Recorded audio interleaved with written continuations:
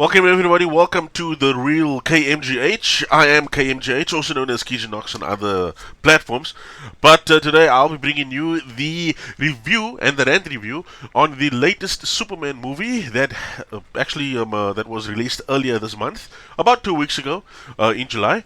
And yeah, so I watched it, and now I'm going to give you my take from it. Okay, so Superman films since Christopher Reeves have always been a huge hit, and nobody else was as great as Christopher Reeves, other than Tom Welling, who was Clark Kent in Smallville, and yes, we always will remember Henry Cavill as well, who by far was the best modern Superman, and DC had, and he could carry the flag for DC basically, but internal disputes then led to Henry Cavill leaving the role after being Superman for so many years. But all was not lost, because the new Superman that appears in the latest film is played by David Corenswith. You all would have seen him in Twisters, that's the latest movie that came out last year that I remember he was in. Okay, but now he returns as one of the most popular superheroes of all time, taking the mantle from Henry Cavill as Superman. So, this film, to be honest, is better than Zack Snyder's universe, and yes, I will say that James Gunn did a good job with Superman as a character. This is a better Superman than Henry Cavill's Superman, to be honest. It's not so dark. Okay, sorry, Henry. Okay, but even though James Gunn has done good, not great, I will tell you why. But good is, I will tell you why. But good, why is it good? Because this film is good for kids and adults, and there are characters in here that are actually fun to watch.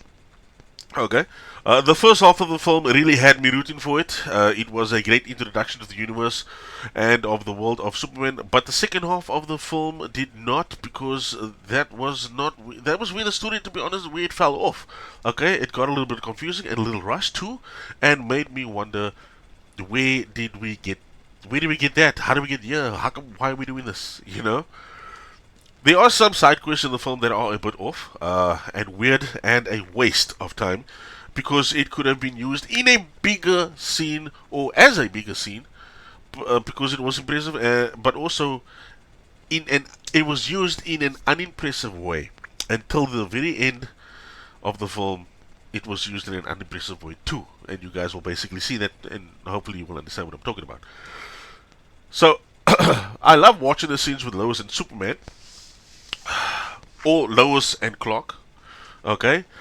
Because that felt real to me, and I really enjoyed that. I actually got lost in the moments together in the scenes that they were in, okay?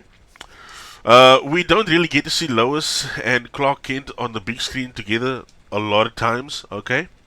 And we actually do get to see a scene. It's not a big scene. It is actually one of the most important scenes that we can actually get in the movie.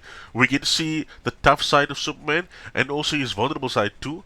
How tough and vulnerable he is with Lois, and how Lois is with him, and it's just beautiful to see the chemistry between the two characters, and I'm gonna say it's most likely the chemistry between the two actors and actors themselves as well.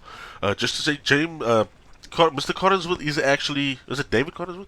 Yeah, David Corenswith is actually married. So how does that work, though? You married, and then you have this on-set chemistry with a co-star.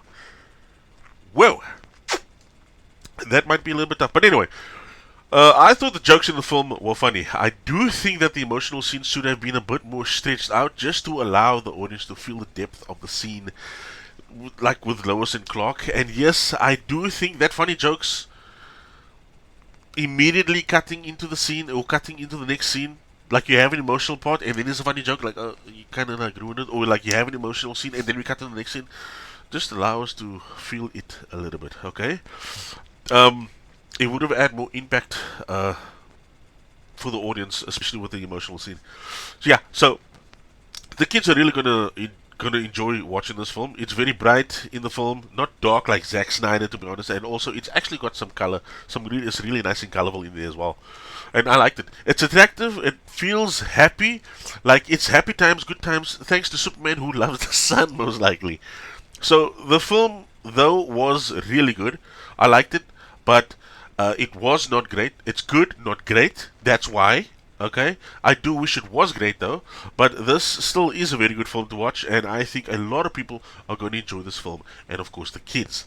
Okay, the film starts off with a text scene where it tries to have the audience catch up to what is about to happen in the next scene. Basically, that tells us what's been happening so far and what's going to happen now. Okay, because the film starts in the middle of action, to be honest, of Superman doing his Superman thing, and we are introduced to many cool toys that Superman has in his Fortress of Solitude.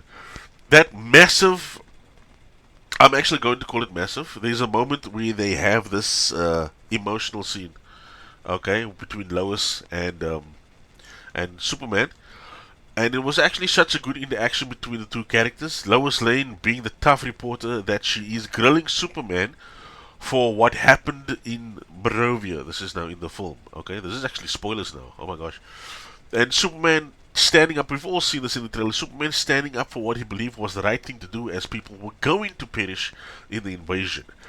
And when Lois Lane actually turns the subject away, like she's literally grilling Superman, and she turns the subject away of the interview into finding out more details about Superman and his origins. And then we actually get to see just how personal things are for Superman and Lois, and also how this all impacts the relationship with each other. That's the emotional things I'm talking about. We actually get to see those things in the movie, and it's really nice to see that. I actually, like I mentioned earlier, I actually got lost in these things, but it we didn't get it that much. Okay. In here, Lex Luthor is actually freaking cool. He's rocking in this film. He knows everything, and to be honest, has achieved so much in this film that he can even overcome technology that are centuries more advanced than human technology, which is like super, super weird. Like, even though Lex Luthor has this obsession with Superman that he really can't get rid of because he wants to get rid of Superman and wants to beat Superman, I think he has a complexity issue. Superman's this great, powerful thing, and Lex, I'm just a human with no hair. And he just wants to defeat, like, he wants to defeat the guy. So he wants to bring Superman down at all costs. And even running a whole smear campaign in the entire film. I mean, Lex could actually run for president with the amount of resources he has, and he could actually win. And yes, I mentioned that because that happens in the cartoon and it happens in the comics as well. Luthor actually does become president of the United States. Every character in the film is well balanced, but it is weird seeing Jimmy Olsen being the hottest person in the entire film. Yeah, I know. The guy who's always following Lois, that guy. All the women are just swooning over Jimmy, and this actually helps the plot or the film move forward a little bit in a few of the scenes, to be honest. Okay, the film gives off, like I mentioned earlier, a cheerful vibe, and that even though there are bad times and there are good times, the good times are even better and they are even longer as well. Okay? Even though Lex has this master plan to defeat Superman, Superman and his friends and his super friends will always have his back, and they will always beat the bad guy. That's the whole thing. Superman will always beat the bad guy. The bad guy will never win. You know, that's like Superman's trope in a sense. Okay, so I really tried making this short. So just to cut to the end of what I thought of the film, now we are going to go straight into the rant section of the film and what I noticed about Superman 2025. Okay? Now, jumping in straight to the rant. Point 1. Superman never told anyone the details that he grew up in Kansas on the Kent farm, which to be honest tells Lois that he doesn't trust her at all. Even though they're in a relationship. Come on. Because he never told her either. And like, he never told the world. He never told, obviously, he wouldn't tell the world, but like, he never told her, and she's basically his girlfriend. Even though Lois does get to meet the Kent family in the film, it's a little lame that Clark wouldn't let his own girlfriend know about his Earth parents, but it's okay to let her know that he's Superman. Yeah. Like, why? Point number 2. Jimmy Olsen is the suave guy, and all the women are attracted to him, but he doesn't want to date a supermodel. Who doesn't want to date a supermodel? Apparently Jimmy Olsen. Okay? In the film, there's a hot supermodel that really wants to be with him, who he's actually using to get information on Lex Luthor. And yes, she is hot. Just to say that again, she's hot, and she's beautiful. And it just seems weird that a level 10 does not attract Jimmy. Is Jimmy actually a guy? We need to figure that one out. Point number 3. Hawk Girl. Hawk Girl is so lame. Her costume is fantastic. I like the way it looks, the way it sits on her and the actress. Wow, dude. It's really good. It's a really good costume. But she doesn't have her wings in a few of the scenes. Only when she flies does she have her wings, when she's flying, when she's fighting. But never when she's like, oh, it's just like, we're talking. She doesn't have her wings with her. And then when she screeches like a siren. It sounds so weird. I don't remember Hawkgirl screeching in any of the cartoons that I saw, or even in the comic. When you read the comic, she doesn't screech. But she doesn't screech in the cartoon either. It was weird, that kind of screech. And the mouth is like wide open. Her mouth is like wide open. So embarrassing. It's actually bad to see Hawkgirl do that, and honestly, Hawkgirl is really strong. They did not display that in the film. Her strength, the actress might be young, she might look young, but I mean, Hawkgirl is super powerful, dude. She's like strong. She's like Wonder Woman with wings. The worst part of it all, she drops a guy from a high altitude at the end of the film, which means that she killed someone. So basically, this movie shows us that Hawkgirl's a killer. Point number 4. Superman over here is a bit of a soft person in this film. He doesn't want the kaiju that's in the film to get hurt because he wants to get out of the city without hurting the kaiju, and so the kaiju doesn't hurt anybody else. And he doesn't want a squirrel or a dog to get hurt. Like he's over all life, the bad guy's life or the innocent life. He's all for that, which I'm totally okay with, right? But when the Justice Gang shows up and kills the kaiju, Superman doesn't enforce this idea of not killing. That's like what he doesn't enforce. Like while he's there, he doesn't enforce it because they killed the kaiju in his presence, and he actually said he doesn't want to get it hurt. Right? He doesn't want to hurt the kaiju, and they killed the kaiju nonetheless in front of him, and he doesn't enforce the rule no killing. He doesn't tell them straight, never do that again. He doesn't do that. He's like, damn it. That's not what I would have done if I was Superman. If I didn't want anybody to die, and I told the guy, because in the film he tells Mr. Terrific, I want to get it out of here safely. Mr. Terrific's like, come on, man. And then Mr. Terrific is the one that kills the kaiju, and he doesn't like rip him on Mr. Terrific. I would have seen it, give it a smackdown on the Terrific. Anyway, going to point number 5, the Justice Gang again looks at Superman as an ally, but they also don't regard him as number 1. There is a little disrespect from their side as if they run the show. But in terms of numbers and strength, the Justice Gang has the numbers, yes, and they do have strength, but come on, strength-wise, Superman will take them all down. Okay, it would have been a little bit better for the Justice Gang to play it a little cool around Superman, because in the film, because of when everything's coming out, it would have been nice if they showed a little bit more like, okay, a little bit of distance, not like we're all chummy, but like we don't really fully understand who you are, Superman, because it's in the film where the narrative of Superman's Kryptonian parents was changed and wanted Superman, this is what the parents wanted, his birth parents from Krypton, they actually wanted Superman to dominate the Earth for Krypton's revival, which, wow. And that's actually what kind of turns the world against Superman. But the Justice Gang is like, nah, I wouldn't be like that if I was a Justice Gang. I would have been a little bit, I would have understood the dude strong. I would have played it a little bit safely. Point number 6, James Gunn, why did you make Superman's birth parents genocidal, domineering, planet-capturing psychos? In any case, I mean, what does Superman's symbol on his chest stand for now? It normally stood for hope, but now it just stands for S, for Superman. What? Why?